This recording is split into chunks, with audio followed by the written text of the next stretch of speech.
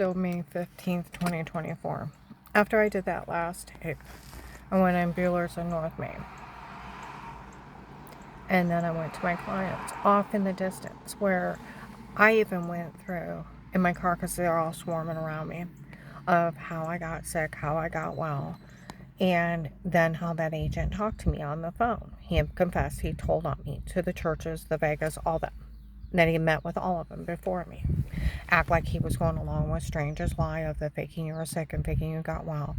And he didn't blame him for trying to kill me. And I needed to realize what I'd done. I'm like, I really was sick. It's documented medical malpractice, documented medication errors.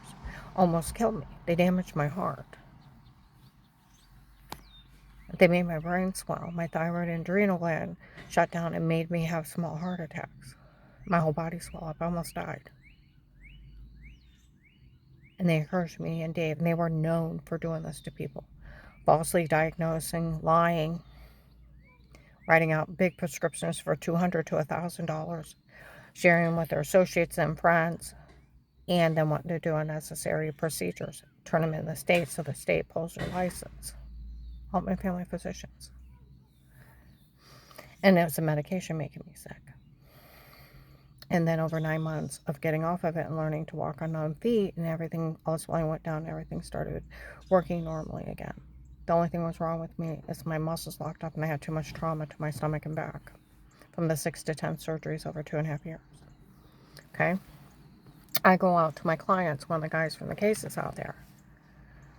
We already told him we found out who he was letting them get away with this for. And we don't think it was funny for her, Savannah.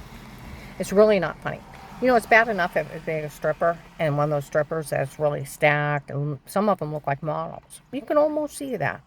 Some idiot agent acting like a teenage boy and can't control his hormones. But then when you think of Savannah, a girl that's just pretty, but flat-chested, nothing to write home about. But she's rich and entitled. And she comes from money that comes from money. Lived in a household with her parents that made over $300,000 a year for years. Her grandfather, Ron, owned his own business, electrical business. And the other great-grandparents owned realty. The money that comes from money that has an extreme amount of wealth. How many families within 4 years can make $1 million? They did. Now she's an RN nurse making over $160,000. They're not poor. Like they said, when people found out how much money that family actually has, nobody thought it was funny helping out them steal anything. The rich and entitled, harming people and trying to exploit money out of them. Well, the guy from the case said we heard the way he talked to her and him involving himself in such crap where he said where that minister made up the shitty lie of you were faking you were sick and faking you got well. Over a 4-year period, I got scars all over, MRI reports, blood work, false diagnoses, and then the fentanyl patches I had to go on for pain to get out moving. I have all this documented, okay? And it's, like I said, it's documented medical malpractice, documented medication. Strange made up a baby lie when I thought I caught his son, Tim, with Katie, and it was my sister Linda, because he's married to his son, Tim, is married to my sister Linda. She was out following him around. And she got caught, and they thought it was me. So Strange made up a shitty lie on me 6 months after a traffic accident I had nothing to do with. And it's just a shitty baby lie to discredit me and get rid of me. Okay? And it's a pathetic baby lie. And him to say, you need to realize what you've done. And I don't blame him for trying to kill you. 15 years later, I don't even go to church. They have to hunt me down. Like they said, they made up a reason to kill me. And that agent involving himself in such religious heresy, like that guy from the case, we found out who he was actually helping this for, and it was for her. We told him none of this is funny, because it's Savannah. Okay?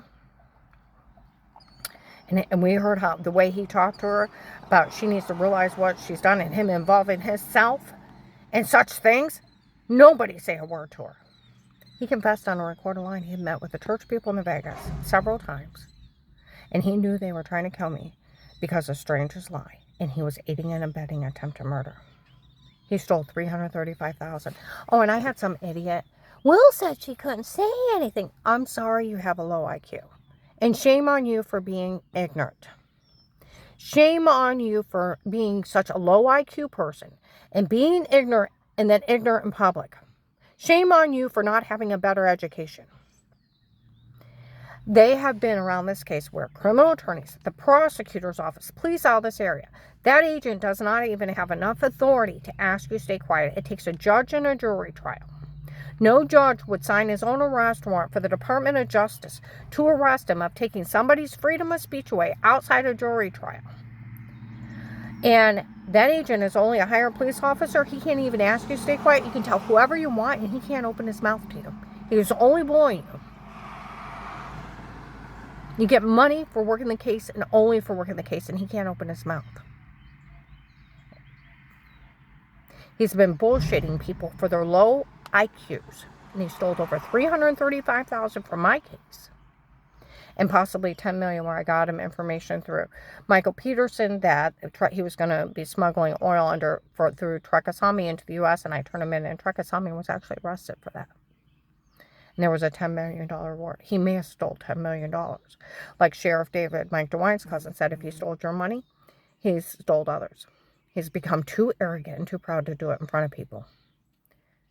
Everybody turned him in, and Savannah, and everybody involved. Where this guy, Chris, is supposed to be a big part of it, and they're supposed to even erase Chris out of the room. I don't know Chris. They talked about him around me. And him and his friends were supposed to be a big part of it. And I guess they found out how much money they had, and they gave up. Because they didn't think it was funny. They thought she was poor because she had a baby.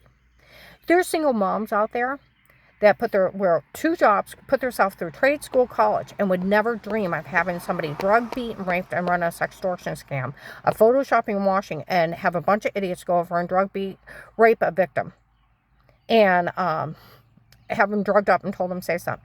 Savannah is a special kind of evil and Satan, and she's very dangerous. She thinks she's some kind of mafia goddess. Her and her Facebook friend and her impersonating Michelle, even at Family Church. She was seen around the Florida human traffickers there and in Minerva Grinders January to March of 19 on a Sunday. And they were admitting they were selling people while they were in there. She thinks she's some kind of mafia goddess.